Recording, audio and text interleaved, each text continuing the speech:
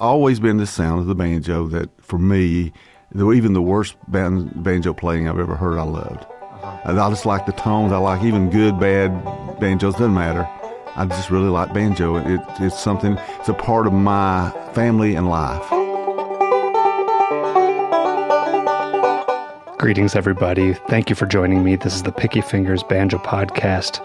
I'm your host, Keith Billik. I hope all of you, or at least the listeners that are here in the States, I hope you all had a great 4th of July holiday.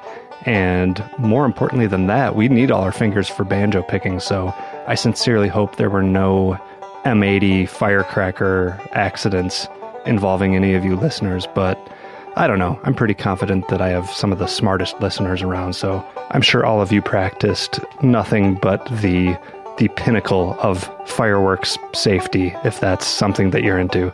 Otherwise, yeah, hope you enjoyed your holidays. Welcome to everybody who's joining us. Oh, and some other cool news.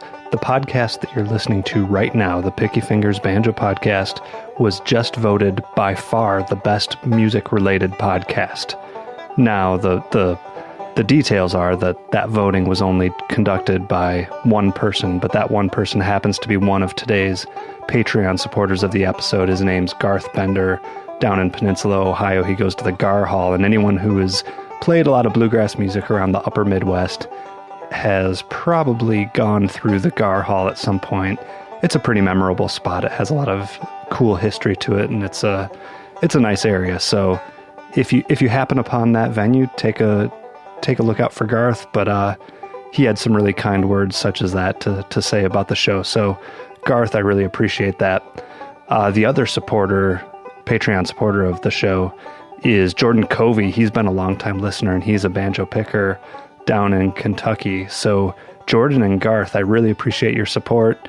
If you would like to be a Patreon supporter and support the show, you should go to patreon.com/banjopodcast, and you'll find ways to make a small donation. But, you know, that's the crowdfunding thing. A lot of the small donations really help me out, and they do add up. So patreon.com/banjopodcast is how you become an official sponsor of the show. The other ways to support the show is you can subscribe and rate on iTunes, 5 stars, of course. You can follow me on all the social media. I'm Picky Fingers on Facebook. I'm Picky_Fingers on Instagram. I am at Banjo Podcast on Twitter. I don't usually give those out very often, and I probably should a little more because, you know, that's where a lot of the action happens and where I make announcements about new episodes and such. So yeah, follow me on all those things and feel free to share away as you see some good episodes pop up.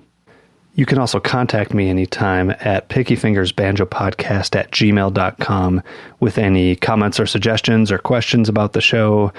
It's always cool to be reminded that there are actual human listeners out there, as you know, you wouldn't know it by seeing me in this empty room talking to seemingly no one. So it is a good reminder that there are actually people out there. So now, introducing today's guest. He is a man named James McKinney, and he's a real memorable kind of character. Any of you who have met him or have run into him along the way at some point, he has a memorable banjo style, a memorable personality, and I don't even need to say too much about him because he does such a good job of telling all sorts of stories about his early career and learning and the types of players that influenced him. He has this really pretty wild, like Don Reno on steroids kind of style about him, which is pretty impressive to behold.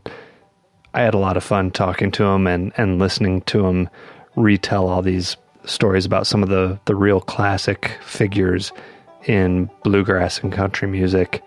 One other note, the beginning of this interview, for those of you who are less familiar with James and his story, he suffered a stroke not even about a year and a half ago and nearly died.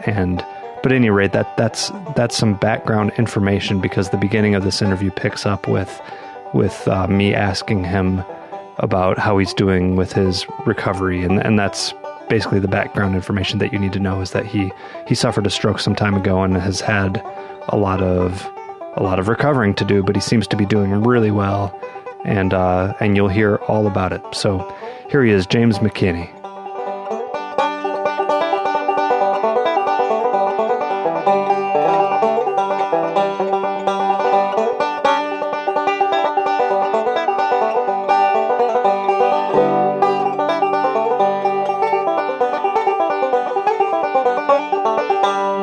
Most people aren't up early, so you're cool that you got up to do it. I'm coming back to life slowly but surely. Get some water and fluids in me and stuff like that. But no, it's all right. So hey, first of all, I imagine what a lot of people might be curious about, and definitely what I'm curious about, is just how you're doing. Did you feel like giving an update on? Sure. I mean, you look great and you're here playing, so that's like a really amazing sign, right? Yeah, I'm very lucky. And first of all, I stupidly never went to see a doctor. So since I was 7 years old, when I was 7, I got my tonsils taken out, and I've not been sick since. You haven't been to a doctor since you were 7? Yeah. Oh, my Lord, yeah. And I didn't have any pain or know anything, so evidently I had high blood pressure for many years that I did not realize. Okay. And I could not talk. And I would talk the day that happened. I was talking to my wife, and I would say things, but it didn't even make sense at all. Whatever I said. So it was because it had burst some blood vessels and stuff in my brain. Yeah. And so the doctor said that less than an hour longer, and there wouldn't be no hope whatsoever of me. So I went to a great hospital, and I was there for a week. And they got the blood pressure down, and that was really, they didn't even go in and cut or do anything. But I had about the size of a softball, a huge, big blood thing the size of a softball in my brain.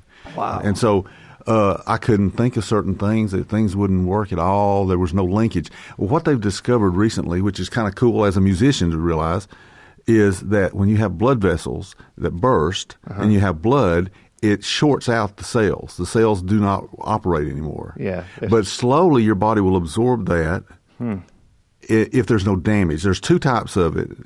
Yeah. And how much damage you have. Not but anyway, enough on the medical aspect. But anyway, it could take a couple of years for that blood vessel to slowly leak away. Yeah. And they usually say it takes 2 to 3 years to be able to get back to 100%. So I went and saw the doctor after 1 month, and they were blown away. And after the third month, the doctor said, I never have said this ever to a patient, but he said, you're 100%, and you don't need to ever see me again.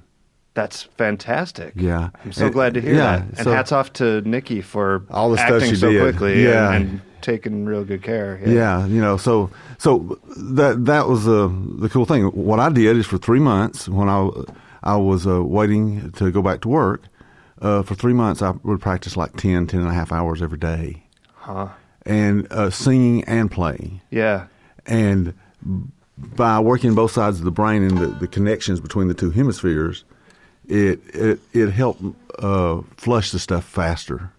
So what was that like at first? What was it like when you tried to play in those early stages? There was lots of stuff I couldn't even at all think about. I mean, I just couldn't come up with whatsoever. There's a lot of it for the first week or so. But it slowly relinked a lot of stuff. Wow. In those 3 months. That's incredible. Yeah. So what do you said there were two types. What do you call that type? The kind that you I forget suffered? the name of it now, but the kind I had is just that I had this huge blood, it burst. Yeah. And that was, but that's what your body blocks. It tries to, like using sticky glue or something on the wall. That's what the bad stuff, everybody says, well, you shouldn't have that. Well, when you have something like this happen, you need that to do it. And then people go, but you're not supposed, you need that because it stops the blood from flowing out into your, just the rest of your head. Yeah. Yeah. But if you look at then and now in my blood, the numbers now look great. Oh, that's so fantastic. So anyway, I had 3 solid months of getting to play all day, every day, which was awesome for me. Yeah.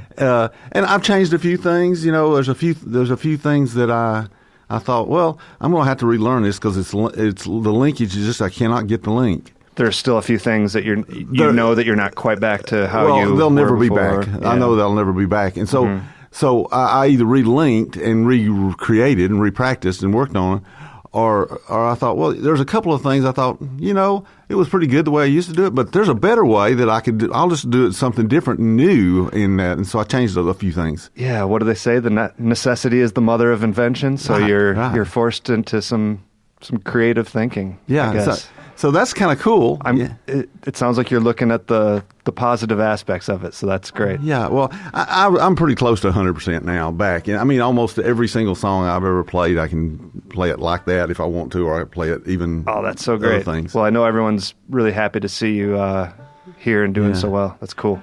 So let's talk about playing. So enough about the sad stuff. Yeah. It's all good. I grew up, first of all, people ask me how long have I been listening to banjo. Yeah.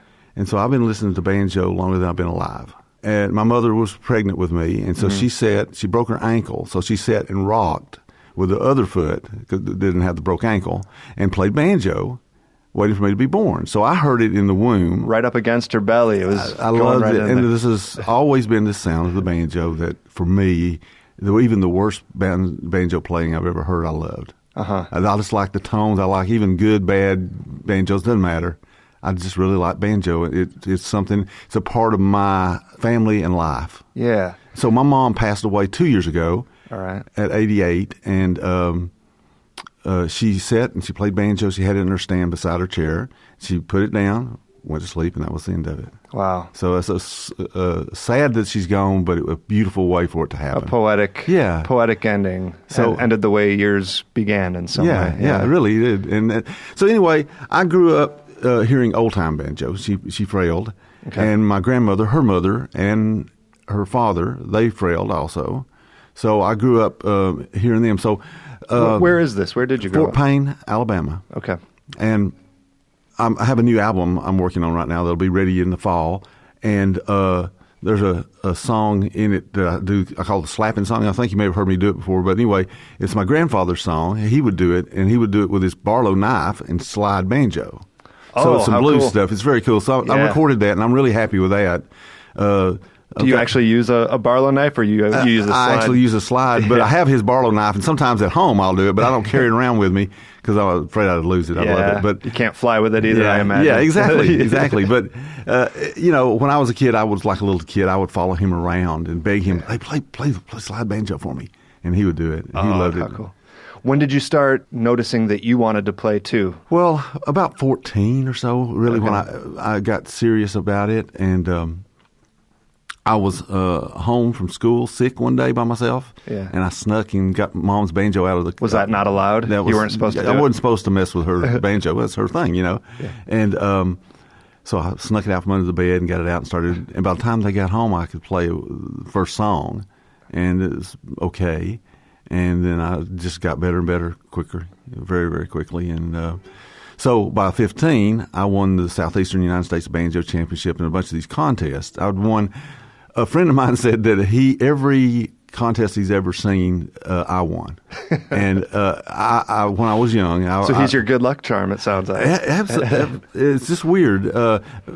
I entered, but it was really the education I got from other players and hanging out at festivals and at contests and stuff. What do you feel like you learned from being in that environment? Well, it was the beauty of music and all the aspects of it was very important. But often I would see somebody play something and I would ask the questions and say, oh, that's cool. And usually when I would watch something, like the first time I saw Don Reno, for instance, when I saw him play, I just cried and put my banjo up and said, I can never be that good. Wow. And then about an hour later, I sat down and just from having seen him do it, I learned the song.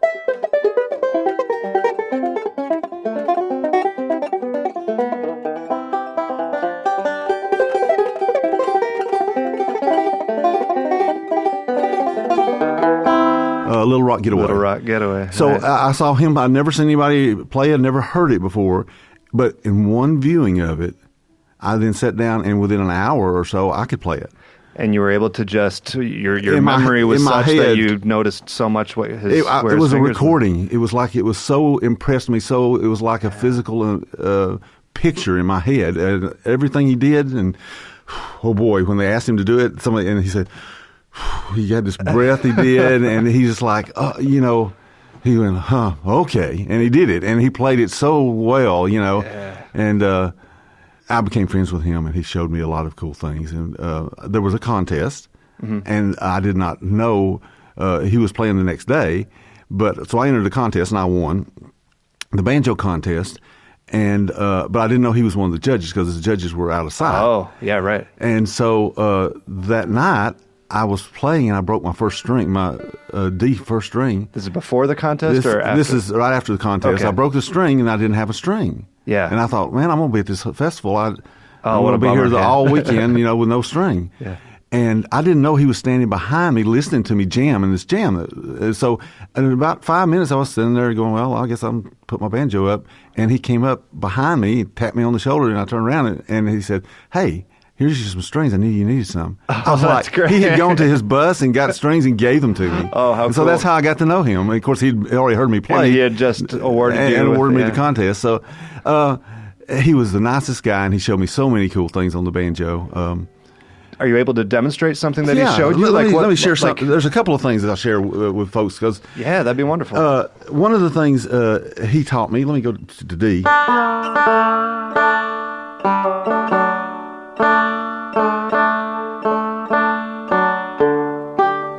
So he taught me.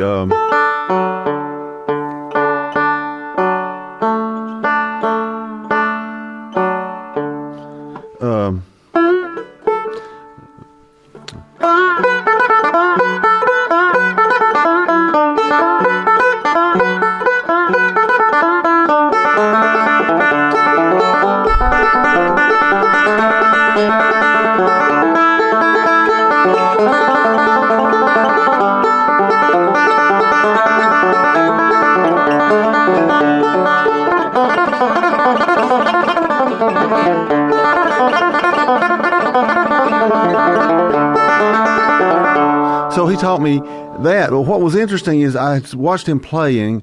I noticed that he could play in D and play like chords like all these chords, and I was like, how in the world does he know G, D, and how can he be All in these different different tunings tunings and know the chords? Uh-huh. Well, he said, James, here's a secret, but don't tell anybody. So I'm telling everybody because I want to tell everybody. Everyone plug your ears. You're not allowed to hear this part. This part is the secret part is you can play something in G. You can play it in D. All you do is move over a string. Mm-hmm. So if you play, I've never played it before, but like Oh Joe Clark. Uh-huh. So if I was going to play that here, I'd play it in.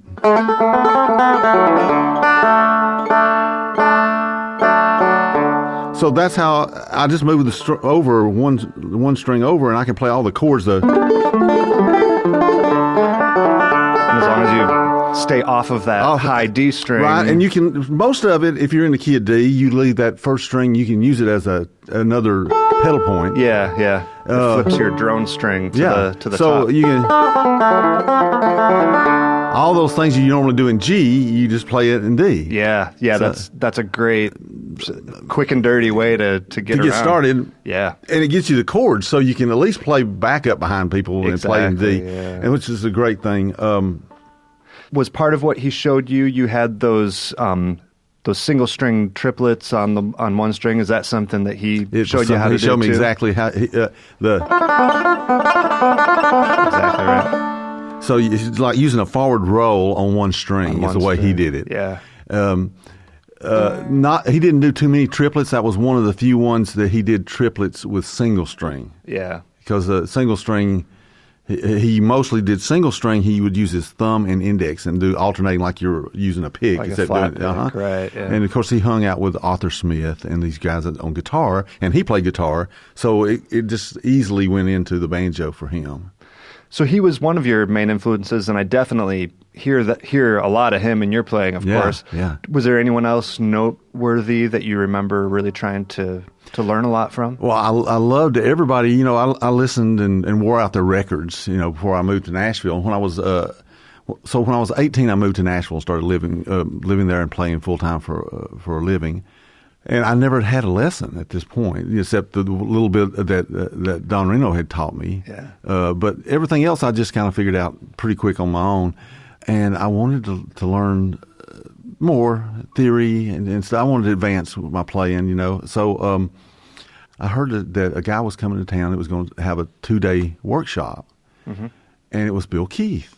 Oh, how cool. And so my first stuff that someone showed me was those 2 days with Bill Keith, who I will never forget, and always he was a great friend and a great musician. Uh-huh. And he knew so much about theory and the circle of fifths. And he and we had so much fun. For all the years we would write and email continuously to each other, all the years I've known him, and I miss him so much now. Then I finally decided, okay, now I need to get serious and get a good teacher. So I heard about this guy that was real obscure, and his name was Mr. Farrell, Henry Farrell. Mm-hmm. And so I called him up, and after talking a long time on the phone, he said, okay, you can come over and take a lesson Tuesday. He's in Nashville, He's too? in Nashville. Or was at the time anyway? Yeah. And so I was like, wow, okay. So I didn't tell him I played banjo. He plays guitar. Oh. He had taught Chet Atkins and Jethro Burns how to play. Oh, wow. He was an incredible jazz musician, and in particular, he had a system that he did. So I came in with the banjo, and so I'm 18. I come in for the banjo, and he looks in and he says, I don't play banjo. I don't like banjo. You got the wrong place. He says, I don't like banjo. I don't like anything about it. And so I started crying. Oh, no. And then he felt bad, so he thought, well, oh, no. So he said, here, try something. So he asked me some questions, and he said, so several questions, and he said, well, you know that. And so he asked me, so do you know every note? Do you know your notes? And I said, yes, sir. And so he said, well, like the 22nd fret, second string. And I said, yeah, that's an A. And he's like, okay, well, you know all that. You don't need any lessons. I said, no, but I understand that that's an A, but which A would that be on music if you were going to read music? And would it be this A, that A? I mean, how do you know? Yeah. And so he started telling me stuff, and pretty soon he gave me the hardest song that he knew of. It was my first lesson. He gave it to me trying to get rid of me because he didn't want banjo at all. To discourage you. Right. So he gave it to me. He didn't set up another time to get together. He said, just call me when you're ready with that. So he thought that would end it. Yeah. And what was the tune? Was it like Cherokee or something? Yeah, it was something like Cherokee. Yeah. And so I called him 2 days later and said, okay, I've got that down. And I'm ready for another lesson. So that was, the first lesson was on Tuesday. My next lesson then was on Thursday. Just a couple days later. A couple days later. And I took 2 lessons like that from him for about 3 or 4 years. And I became his favorite student. And he loved banjo, which is so crazy. Congratulations, and you converted him. It was really fun, and he would give me extra hours. I mean, like hours and hours of when I would go over, I would just have to finally leave. Yeah. So it was a really great time, and I heard all these wonderful stories about Chet Atkins and Jethro Burns and stuff. And so then when I went backstage at the Opry now, Chet knew me because he talks to Mr. Farrell all the time. And so Chet invited me into his place and his dressing room and stuff backstage at the Opry and hang out and talk and laugh. And, holy cow. That's so great. And you're still just like either a late teenager or 20 years old or something? I was 18 or 19. Wow. That's incredible. And so I was lucky. Like Roy Acuff.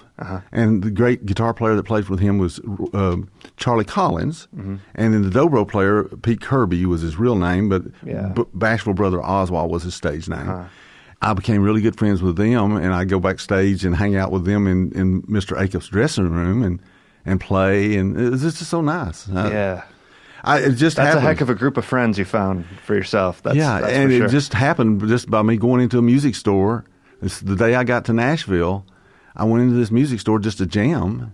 And I first went in and made sure it was okay. And I said, hey, I didn't know the guys sitting there playing. And I said, it's okay if I bring my banjo in? Oh, yeah, come on in. So I went back to my car, got my banjo, came in there, and started playing. And I didn't know Charlie Collins, the guitar player and mandolin player and fiddle player, a really great musician that played with Roy Acuff. He was the main guy in Roy's band. So we played about 15 minutes, and he says... He was the one sitting in the guitar shop? He was sitting there because they had the daytime off because they're musicians, right? And so there's at this, the Picking Parlor. It's on 12th Avenue there in Nashville. It was then. It's no longer there. So about 15 minutes in, he says, hey, James, hold on a minute. I want to call my boss. I want him to hear you. And I didn't know his name, much less his boss. Sure. So he goes over, picks up the phone back there, dials it, and says, oh, yeah. So he said, he'll be here in a little while. So we're sitting there, and about 5 minutes later, and it's Roy? In walks Roy Acuff. Oh. And he comes over and he introduces, and that's like the coolest thing. So Roy, this was like on a Friday or something. Uh-huh. And Roy, it was there he had me play a couple songs, and they listened. And he said, well, why don't you come over and play with us at the Opry this weekend? And I said, oh, yeah, great. So I thought I was just going to hang out like we're playing like this. And then I get on stage and get to play. This is the kind of thing where if you wrote a movie script about this, nobody would think it's realistic. No, and so I was there. Mr. Acuff was so nice to me, and I was there for about. I got in, and I had to ask the guard at the front, and they said, "Oh yeah, tell him to come on in." So he said, "Oh, let me straighten this out, James." And so he walked back there and told he said, "I want you to know this guy," and he's talked to the security guard. He said, this is James McKinney, and anytime he wants to come to the Opry, he's got my name down. You write it down, and he can come anytime. So I could go to the Grand Ole Opry, go backstage, and go in Roy Acuff's dressing room and hang out with all the musicians. Whoever was anytime there. I wanted to. Oh, how cool. And it's not anything I did. I just happened to be there at the right place, right time, and they were just nice people. Yeah, you couldn't buy that with money. No, you couldn't. So I recorded. If you look on YouTube, there's some a recording of me and Charlie Collins playing John Hardy. And something else on his album. Maybe his whole album might be out there now, but it's Charlie Collins and Friends. And it's on a recording? The recording is there free on YouTube, but it's the whole recording.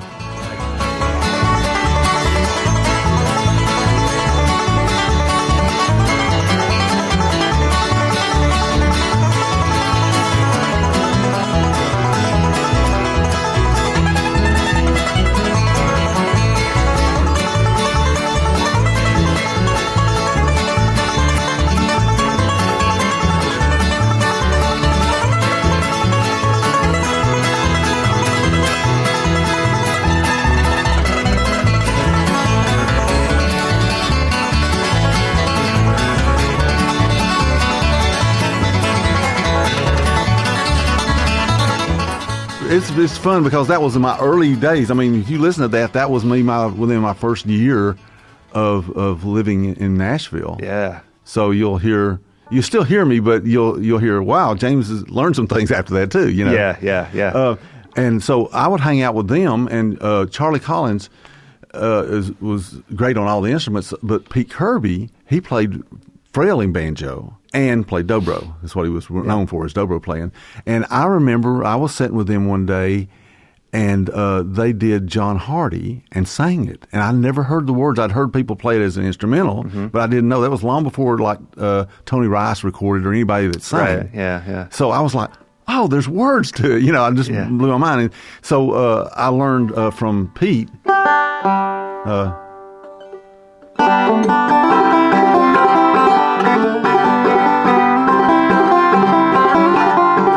The frail with my picks on. I figured out how to do it with my other fingers, right? Yeah, you're doing a backwards brush thing with the fingers. So I will sometimes every now and then, I might play that tonight just for the fun of it, and play I'll play natural straight ahead bluegrass and then do the frailing too. And a Brother Oswald kind of thinking of him and thinking of that song. Anyway, that was like the beginning of me getting to know people. Then I became really good friends with Vassar Clemens. And who was like my best friend in the whole world, and we were best friends. I mean, we got together all the time and played, and I traveled with him. playing, and we played the cool jazz festivals. And he and I would sit in with the Grateful Dead and play all night, the whole sets with them. And we would just jump on the plane and go places and play. And so about 7 or 8 years there, I played full time pretty much every time that Vassar played. Wow. And that wasn't necessary. Was that with a specific group that Vassar had? Or? Well, the Vassar Clemens Band. Yeah. Okay. And like, Dowling is here.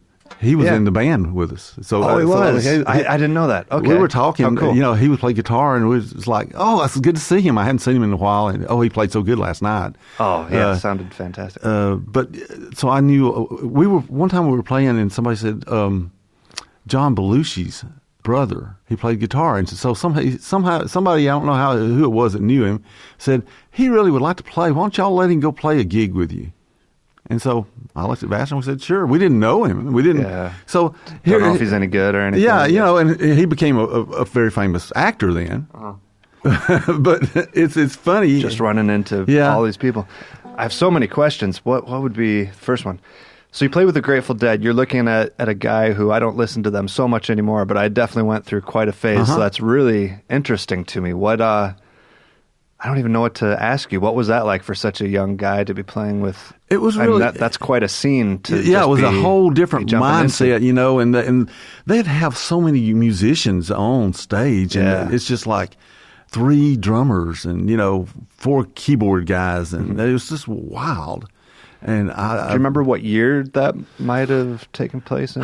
There's a recording that I saw the other day that somebody had taped, that's the cool thing about them. At the Devil's Head Resort was the area. It was the one that I played all that, and then Vassar and I played. We opened for the gig, and then we played the whole night, all the songs with them. And I got to track that down. That sounds really interesting. It was fun. And it's great musicians and. Going backwards, so when you remind me of your teacher's name, who taught Chet Atkins? Henry Farrell. So it sounded like you went to see him specifically to learn more jazz. I just wanted to learn theory. Really, is what I was interested in, and understanding reading music too. And he had me read, so I could sight read at that time. I could sight read pretty fast and pretty good. Yeah. His method is so different from what most people would understand. It is a 3-part harmony. So let me give you an example. So you see, that's what I wanted to get to. I was curious of what he was showing you. He said that the greatest music, in his opinion, was from the 20s. And that if you're going to learn music and understand theory, that's the era to study and learn. And then you can take it on anywhere you want to. So, like, he would give me songs like, so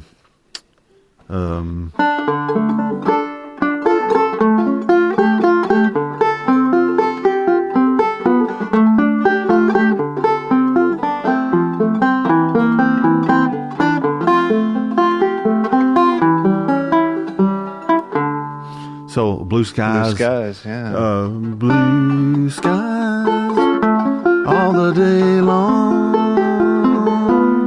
So, and he would do it so that the melody is on top, and you play the other 2 notes in a chord below, and then I figured out the arpeggiation system that I use for that kind of stuff. So you would hear the melody perfectly. It's not close, it's perfect. And then below is the harmony. It's like you're playing 3-part harmony with yourself, is what it amounts to. But that melody is always on the top. On the top. Yeah. And so it would give me like the melody written out, just the melody. And then above it written all these chords like minor 7, 13s, all these chords. And so you sight read that. And that's a different way of doing it, like a... trying to think of something that people would like or hear.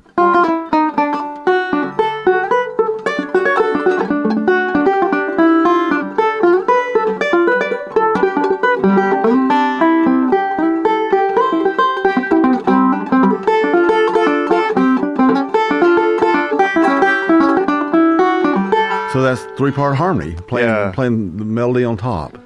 So that's basically how one could read out of a fake book. That's exactly what the fake books show you. That's got enough in there. And to if you do know that, how to fill out the chord harmony, then you got the full thing. So you know you can do. some really interesting stuff with that. So I learned for 3-4 years 2 lessons a week with him. Do you agree with him that repertoire is kind of the place to go to study up on those things? like for instance, a good example is Don Reno recorded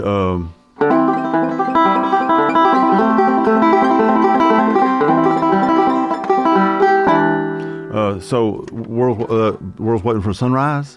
Okay. But if you learn it like the way Mr. Farrell would have me read it, it would be like.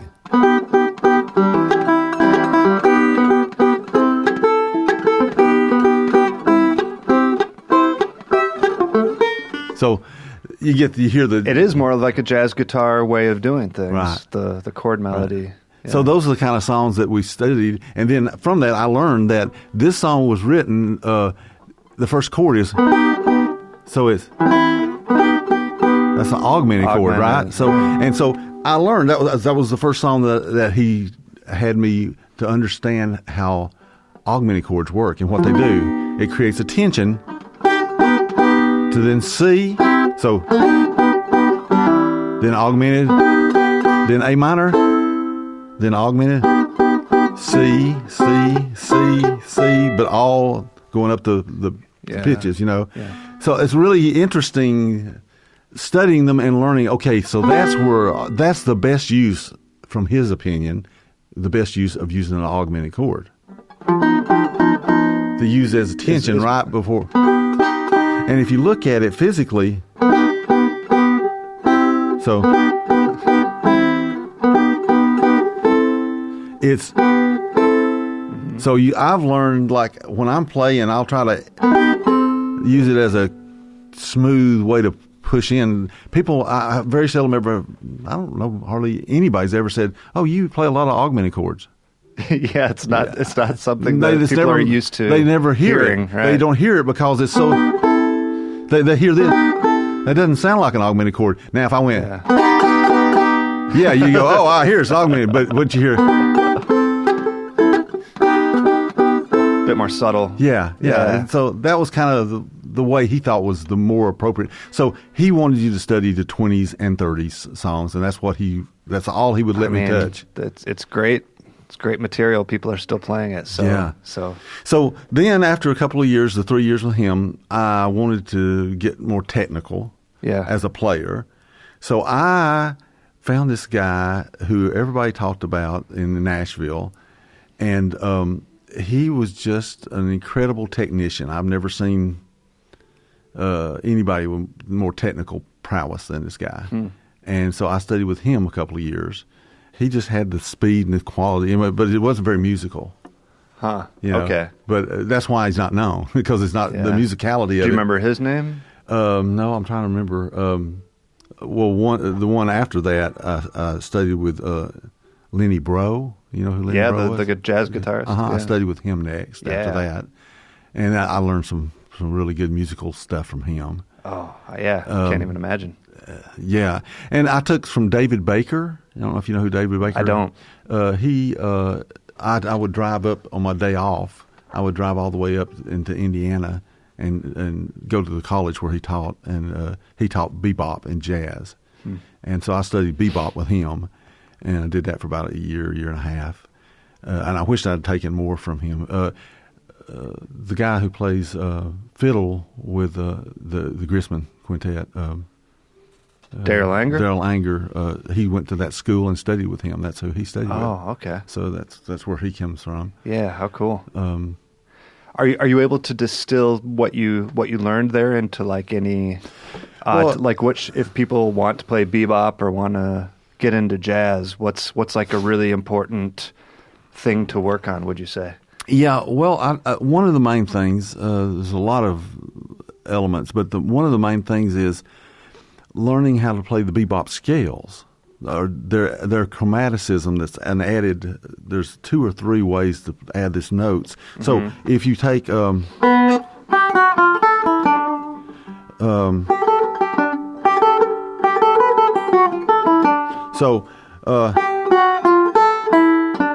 that line is one of the major bebop things, and you take it and twist it and use it, but you get this. That's still the same lick. Is the thing. There's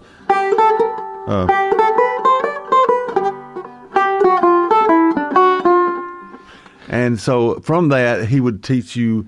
So what is that exactly? That's like using all the different sevenths? Is that what I'm hearing there? The simplest way to talk.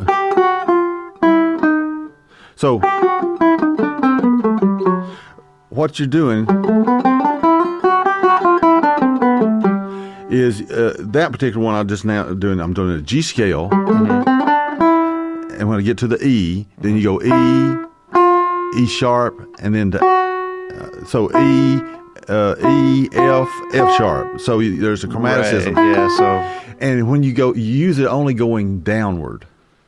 All those notes, you mean? Yeah. Okay.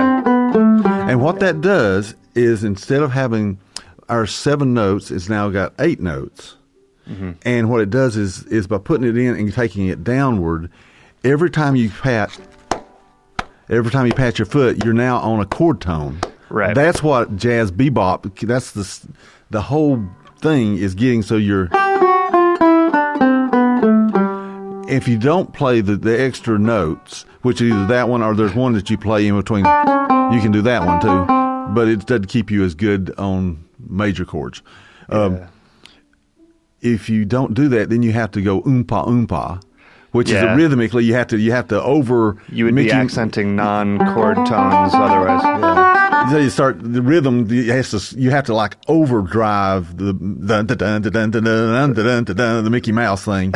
It's that rhythmic bounce you have to do. Yeah, that galloping. Right. Because you don't have chord tones or not on where the downfall should be. Yeah, and that's how the bebop guys. Why does it only work going down? When you go up, if you take a regular scale, so 1, 2, then there's the 3. So and. So the down going up 1, 3, and 5 is in the right place. Right. And then the F sharp or major 7 sound is in the right place. So going up, a regular scale going up is cool because you get. But when you go down, is where everything is.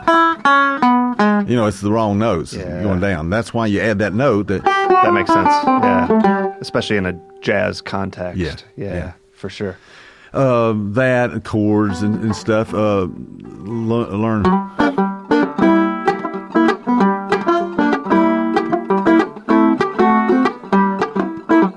The 2-5-1 stuff. You have to learn that in bebop, and so I learned a lot about coming up with chords that will. The 2-5s. That's the. Yeah, they make up so much of those songs. Like when I play Cherokee, for instance, the bridge of Cherokee is like one of the best examples. So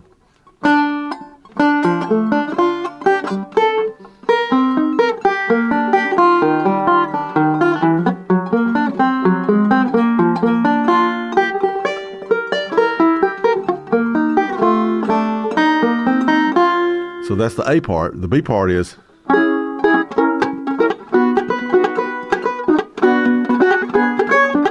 So that's 2-5-1, and it's going down in the whole steps. Yeah, and that gives you an example. You learn how to do it in so many places. Then, when you take your solo over that part,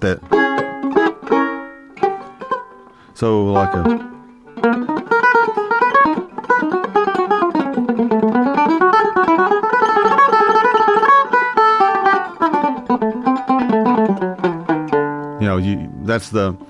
It gives you a long path of doing 2-5-1s, like 5 of them in a row, which gives you. It's good because that's a good practice for me to work on that song. That's why I play that song a lot. Yeah. The bad thing is, oh shoot, I only have 1 or 2 good 2-5-1 licks. So now you got to learn some more to change it up, or it sounds too much the same. Yeah. So that's the good and the bad. People are going to catch on pretty quickly. Yeah, that's the good and the bad. At some point, I heard you were Bill Monroe's neighbor. Is that true? We were really good friends. When I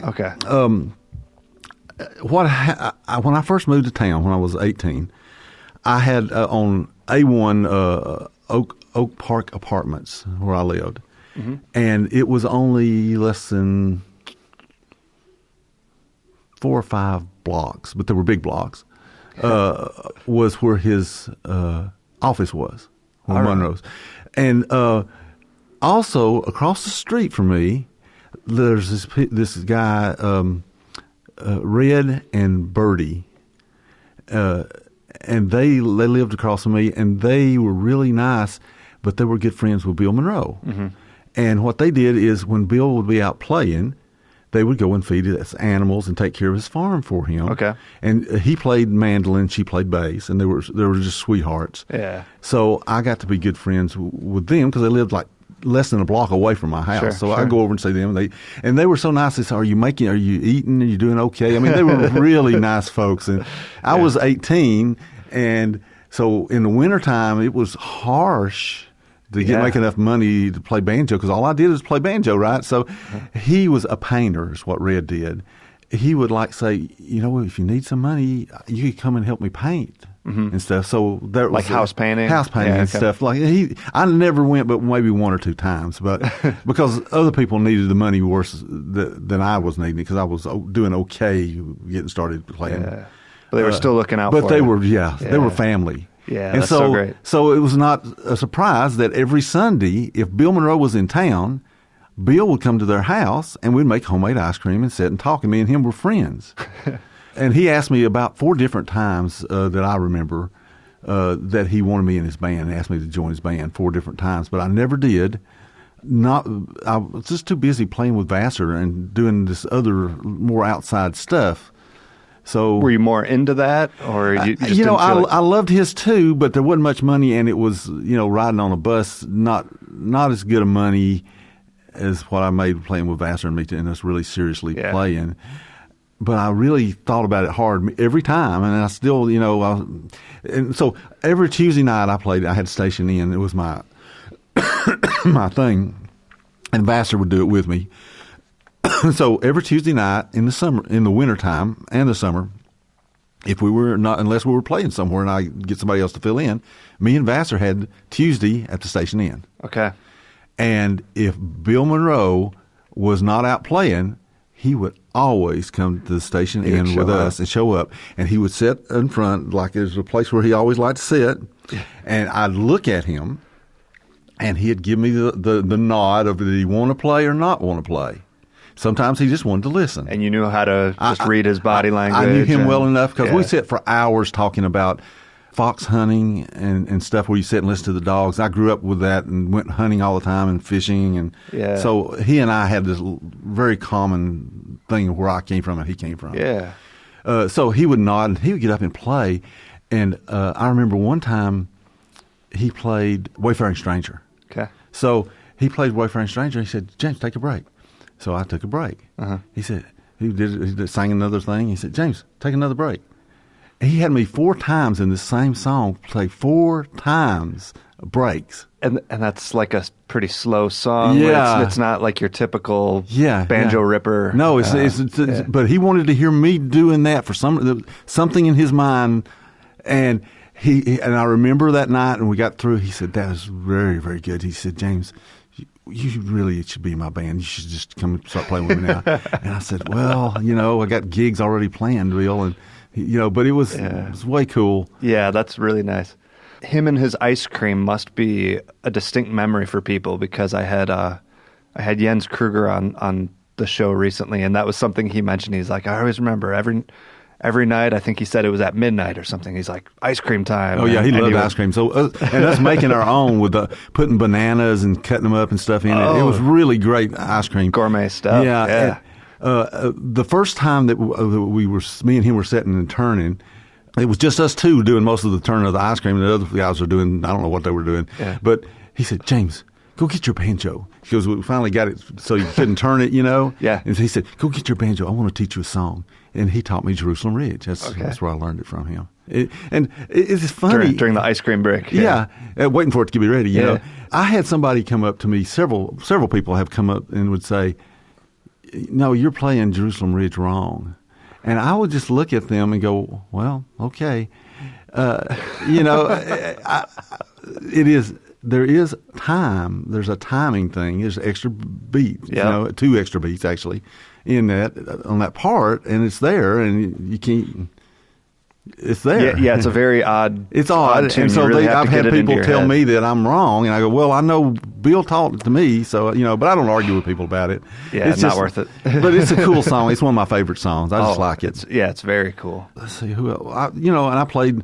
Like I own some albums with different people, lots of different people. What do you have a specific recording of yours that you are most proud of? If people really wanted to hear some, Mind Over Banjo is what I'm my personal one because it's me and Vassar. There's also an album. There's 3 albums or 4 albums of me and Vassar that I'm really proud of.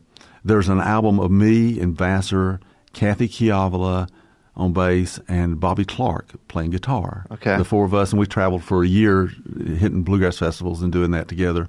And so there was somebody recorded that, and that's on CD. That's really cool. Yeah. I played like on Dolly Parton stuff. Interesting thing is, so I can't remember where I was when somebody asked me. Somebody said, Dolly Parton wants you, could you come work and fix her banjo? And I didn't know her. I didn't know anything really much about her. Really, I was just. Did you know how to fix banjos? Well, yeah. Okay. I mean, but anyway, I didn't know if that was an unusual thing for you. I never told anybody that I worked on. I don't remember how it came about. But anyway, they said, they give me this secret pathway because you don't really go in the front door to her house where she used to live. She doesn't live there now. Okay.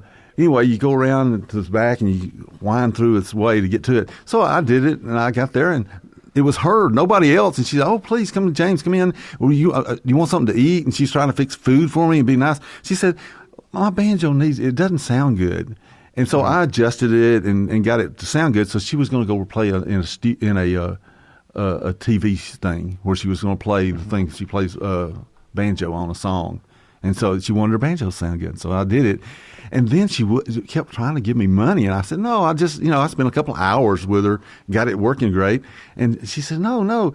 So she gave me a bass, an upright bass. That was your payment for fixing it up? I wouldn't take the money. So she said, well, look, I've got this bass and it's in the way. Will you take it? She was just so sweet. Oh, that's great. I love Dolly. Yeah. And she was happy with how it sounded, happy, I guess. And it sounded good, and she played good, and, her long fingernails, it had to be set lightly so that she could do it at the angles, because when you have too long of fingernails. Well, she always tunes her guitar in open chords, right? So she can just You can do a lot of that, right, yeah. That's pretty great. It's very cool. I could listen to your stories all day, man, but I don't want to let you go without at least discussing your instrument that you have and some of the technical things. Sure. I know you've had this banjo just for ages, so tell us about this. This one was built for me custom. I had made pictures of a 1930s All-American, Gibson All-American. So I took those pictures and put them up to scale on the wall and made sketches and gave them exactly what I wanted made. Yeah. And sold the other one for a lot of money. You already owned an All-American? I had the real one, the 30s. Yeah. And I ended up selling that, and then I had this one made exactly like I wanted. The reason I got rid of the original one was because it was an arch top. And I wanted a flat head. Okay, right. So I had this one made exactly like I want. So Kenneth Kirk, he's passed on, but he was the guy who did all the carving, all the hand carving. It's a beautiful piece of art, all the engraving and stuff. And then I did a lot of different things to it, and this tone ring was the first Huber tone ring. Oh, really? How interesting. And it doesn't... the first dollar that Steve Huber made, he had up on the wall, which was from me. And that was one of your dollars? That was for this tone ring right here. Yeah. This is early on. And once I put that tone ring in this banjo, I was so happy. I've been the most happiest I've ever been on any banjo. This banjo sounds to me perfect. I don't think I've ever seen you play anything else. This is the one that I love. It's perfect for me. Yeah. And so I did a lot of things during that whole process. Like I cryogenically tempered the tone ring and all kinds of things that are real far out. Yeah, what do you think, what effect did you perceive with that, or what was the goal of doing that? When you turn a ring, it's turned from a piece of metal, and it's turning in. They have tools, and the heat of it kind of changes. There's some places that it's not even. The vibrations don't go through, so there's tension. Like with the density of the metal, is that what you mean? The metal gets hot, and that hotness, it removes the way the molecules are set. Is there a little bit of tension going on still? Okay. And if you take it down below zero and slowly bring it up in the right way, you could look at it and they're all perfectly even where they're how distance between every note is like a path. You see it and you go, wow, that's a pattern. Yeah. It's okay. perfect. So you get perfectly even. So it distributes the rhythm, the vibrations through the metal perfectly. Huh. So that's what it does. Now, it doesn't change what's natural. It just gets rid of the tension that certain parts of it are different. So it's a small thing, but a lot of little things together all make a big thing. Yeah, exactly. Yeah. You owned it before that process and after? Uh-huh. Could you actually perceive I can a difference with it? Totally. And it's just it readily vibrates. It's got a this. little. There's a beauty to it, an evenness that it has. How interesting! Yeah, that's incredible. So did that. Now I have a really good and incredible pickup system in it that's all been handmade and. Tell me about that. My wife is an electrical engineer and stuff. Yeah, right. So Nikki, yeah, she actually made all of the inside stuff for it to make it sound better, more natural. So when I play always with a wireless. And I don't even have a microphone ever when I perform. And she also makes custom speakers and cabinets, if I remember. That's correctly. Right. And there's one for the banjo that matches exactly what a banjo's vibrate the range of the banjo, so it's perfect for a banjo. And what's the business name? I know she had a label on it or whatever. Yeah, well, she's in the process of rebuilding that whole thing, and she's so I'm not going to say because I'm not sure she's going to change the name or not. But yeah. But Portman Acoustics is what it was. Okay. Anyway, that's really cool. What else? I went to this wooden armrest, and it feels so much better. Yeah. I just like it. I'm a big fan of those, too. And the other thing is that one of Tom Neckville's? That one is, yes. I know there's a few different versions of it. I was going to build my own that matched exactly the fingerboard with the ebony, build an ebony that matched exactly, but I just never have done it. I've been so busy. Yeah. But and the other thing I did is I didn't have this long, and I took off the speed. I made it a speed neck and took the back of the neck. Yeah, Did you do that with like one of those Brillo pads? Yeah. I just wanted it to feel natural. The wood of it connects and just feels better to me. Yeah. I've done that to some of my guitars and everything. Yeah. What kind of bridge is that you? That's a custom bridge of my own design, and it gives it makes it more perfectly in tune. Yeah, the intonation on it is very curious. It's almost like a stair step looking, where each string has its own specific length that you can hone in on. If you look into it, you can buy. They have some that are stair stepped and that go like a moon, right? And fans stuff. Out of it. But that is all working on the math of that your fingerboard is thin up at the very first place, and it spreads out. So so the strings get longer. Yeah. And that's an interesting fact, but that's not math. I actually built a special thing that I can move each string. On that bridge, No, I have a thing that I did to make it, and I got the shape exactly. Got it. And I did it with my own specific strings.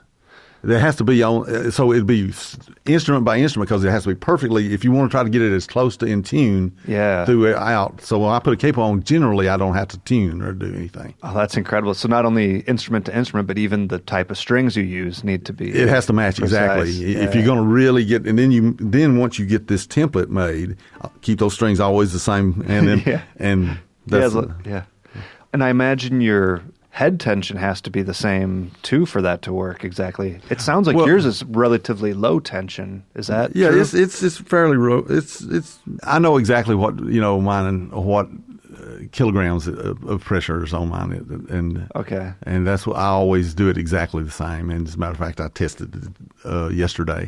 Okay. I have one in my banjo case, the knob, to see the pressure of each thing. And as long as you don't put another head on, that once you get one locked in, just keep it very close to the same amount, and just keep it steady. Yeah. So you don't tune to a pitch when you're doing, or do you know what pitch that would be tuned to? It's the tools that they use doesn't really tell you that, because it's a shape, like it's a wave that you have to do the way that I measure it. I'll tell you how I measure it. How I measure it is I put it down and I use lasers on it to get it how it vibrates, and then you can actually get a picture of exactly what it does, and by tuning it like that. That's how I do it. Wow. And did you build this system yourself? Yeah. Oh, wow. Yeah. That's really crazy. That's how you do it. If you want to do it easier, an easier way for a regular person to do, take some duct tape and go around the top of the head. So you're going around to kind of have like a thing on a truck that has the sides on it, to keep stuff from falling off. Then get you the smallest you can find, the color, those little bitty, what's the people throw it in the air? It's like confetti or something? It's like confetti, but it's real little. Put it on there. Right. So sprinkle that all on there, get it smooth, and then you can you lay it down, and then you can put a speaker, and I usually do it a foot from it, take and put a speaker, and you can then have it do different sine waves of vibration. So you can say, and you can actually see, take a video. Is a good video is the best idea.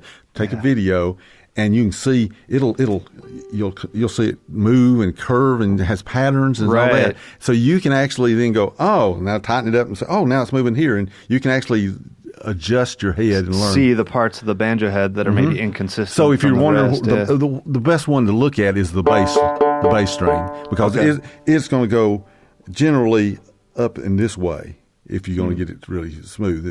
You'll I've seen some videos like that where they'll maybe put sand on some, I don't know, plexiglass or something, and you can excite it. And that was originally how the guys did it. Originally, back in the days when the fiddles were made, the great fiddles that are so expensive now, Amati and Strat, they actually did it. They had a pie pan and a point that they would stick on it, and that's how they would get it. Oh. And then they would take a tuning fork and do the specific frequency and see the patterns it would do with that. And that's how they would carve the tops. That's how exactly how they got the great carved tops that then balance musically. Yeah, incredible. Yeah, man. So who else do you consider like your main influences through the years? Well, I started off, I loved everybody. I mean, Earl Scruggs, of course, Don Reno. Those were my two main ones. I did love the singing and stuff of the Stanleys, and then I liked Osmond Brothers, of course. They were great singers, great players, and he's such a nice guy, and we were good friends. And I really loved Jesse McReynolds. Me and Vassar would anytime we weren't busy, we would run over and meet him in Sumner County Music Store. We'd call him up and say, "Hey, meet us over there," and we would pick all day. We'd go over there and just jam all day, the three of us. So he has a very banjoistic style to him. He plays rolls with that pick. I learned a bunch of songs that he wrote, and note for note from him, and that was really fun. And I just always liked his playing. He's just an amazing guy. Yeah, how incredible. What are some of the best?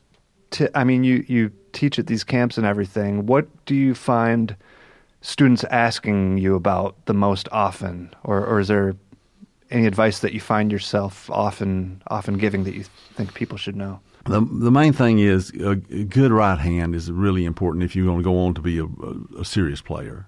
And getting rid of the excess motion and trying to have a good small amount of motion just necessary, but no reach around and wind up like you do with a tennis ball. It's if you want to play efficient. Efficiency is very much the key, and ways to get to that. There's just a million types of ways to practice. The other thing is getting the anchor system down. Most banjo players need to have both fingers down on the head. Mm-hmm. And if you go with just one and you start moving it, you're looking at trouble in the long run.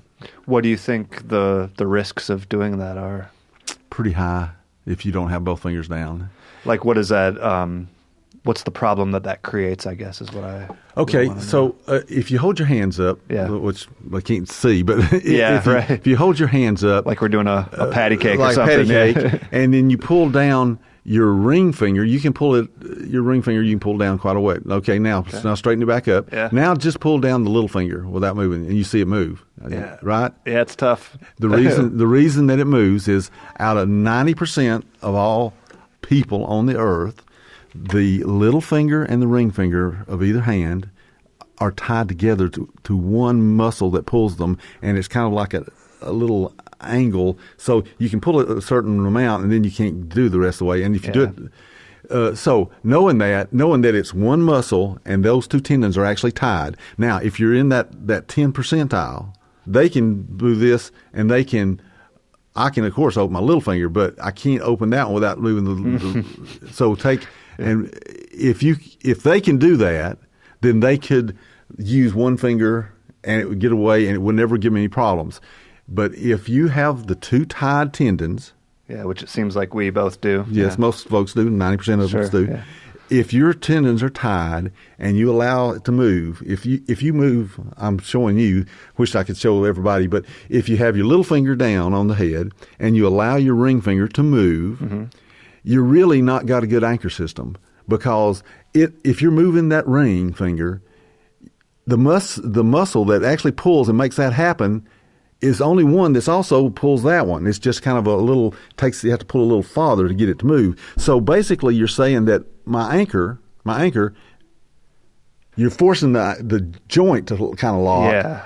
And the concept of it being an anchor is defeated by the fact that there's something pulling movement. on it. Yeah. Okay. And so then, since you don't have it, what happens is your brain eventually starts seeing that it's a problem. It says it's moving, but it don't want to be moving. It's moving. I don't want to be moving. And pretty soon it scratches the record, and you get carpal tunnel. Not carpal tunnel. There's a name for it. I got a guy that tried to solve the problem from Italy, and it's not even in English. I got his video. I called him and got somebody to translate and talk to him, and he sent me, just because I had a student or two who had issues, and I tried to figure out if it could be fixed, and really difficult, really, really difficult. Because once you scratch that, then so eventually you get to the point where you'll be playing and your hand will lock up. Oh. And then it gets worse and worse and worse till you finally get so you can't play. Huh. So that's why I say it's important to get those two fingers down. And if you could take and move just one of them without moving the other one, then you're still better off if you have two down, because now you got two anchors. Yeah, that is true. So anyway, that's one of the things that I would say is one of the most effective things. Other thing is just getting on the tips of your fingers. Really important. With the left hand now. With your left hand, get on the tips of the fingers so that bone at the end of your finger really, it's got the string, the best tone you can possibly get. And I show these exercises. I call the first one is Old Faithful, which is just going each finger one fret.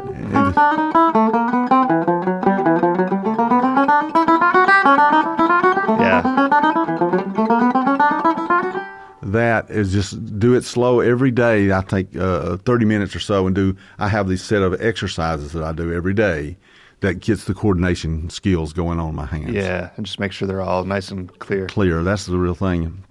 There's a lot of things you can practice, but being in time and with good tone, that's the most important part, no matter what songs you want to play or what type of music. Yeah, the first thing you said was right hand. What have you done that you felt really helped your right hand timing and solidify what you're doing there? I spend like an hour every day on the metronome being on and working on right hand patterns. So there's 50,625 if you look at four note patterns. So there are 50,625 right hand rolls. Oh wow! I thought I had figured it out, most of them.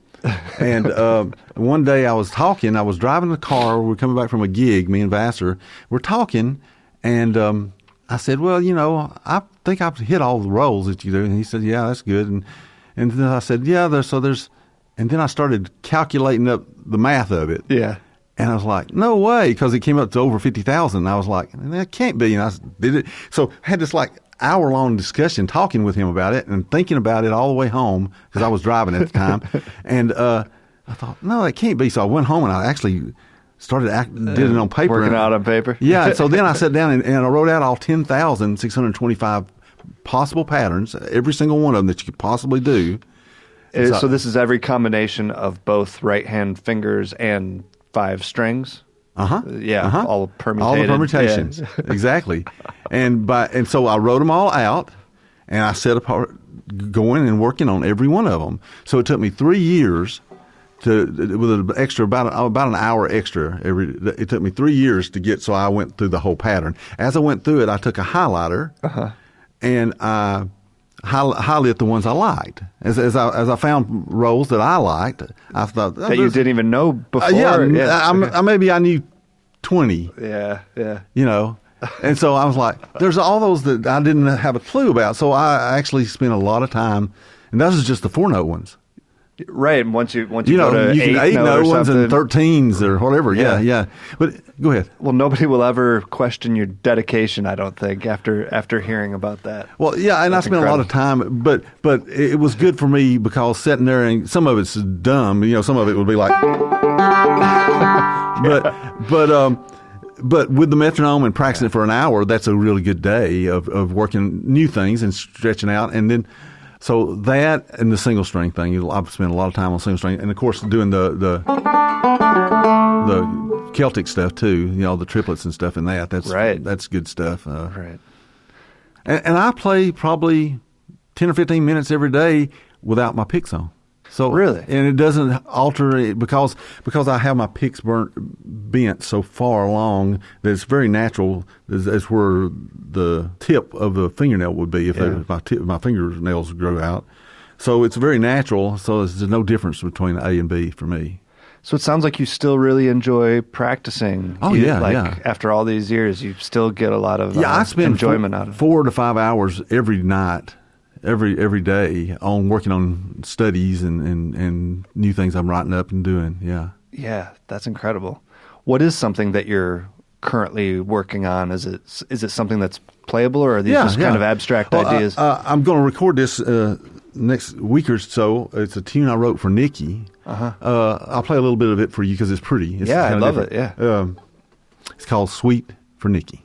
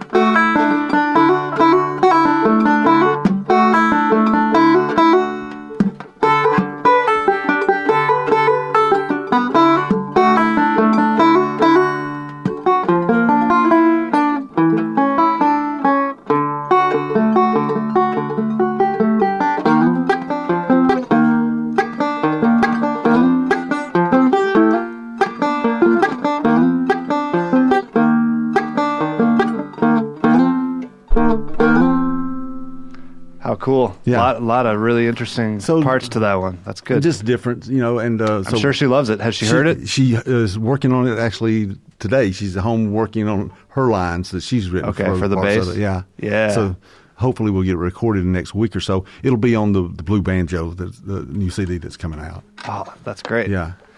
All right, man. How do people find your music on the internet if they want to track you down? We're The Night Travelers. Mm-hmm. And so you can go there and just write and say hi. Yeah. That'd be great. There's a lot of links and lots of videos and stuff out. So pretty much everything on my the 5 strings of the banjo is good. Most of the CDs are pretty much all out there now. So that's great. I'm going to have to do some research find out some old Grateful Dead shows to listen to with some James McKinney banjo. I'd like to see some of those too, some more of them. I ran across one. It's been probably 6 months ago. Yeah, cool. Yeah. So you're going to be out performing a little more too? Yeah, we're going to be this year, the rest of this year, we got 2 CDs that we're trying to get done. Oh. And so we're not traveling as much this year as next year. Every weekend we're going to be booked. But you'll be set. Yeah, we'll be traveling a lot, yeah. 2 Night Traveler CDs? 2 ones from Nikki and I. Yeah. That's very ambitious. Well, one is the blues one is mine. Yours, okay. But Nikki's on every single song, so I mean, it's all part of it. Yeah. But nice. I have like Steve Dudash is playing fiddle on it, and Bruce Graybill, who's 3 or 4 times national champion on mandolin, and some really great players are playing. A bunch of friends. And when do you expect that to be by available? The fall, by Christmas, before Christmas. All right. Be out. Perfect stocking stuffer, right? Yeah. Great. Thanks. Hey, thanks so much again for sharing all your stories. I could listen to them all day. Like I said, that's great stuff to hear about. Thanks. It's good to see you and hang out. Yeah, likewise. Okay.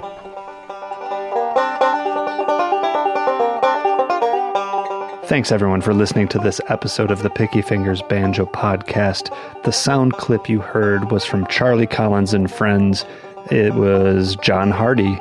And as you heard James mention, that's available on YouTube if you want to check the rest of that out. He's on several tracks.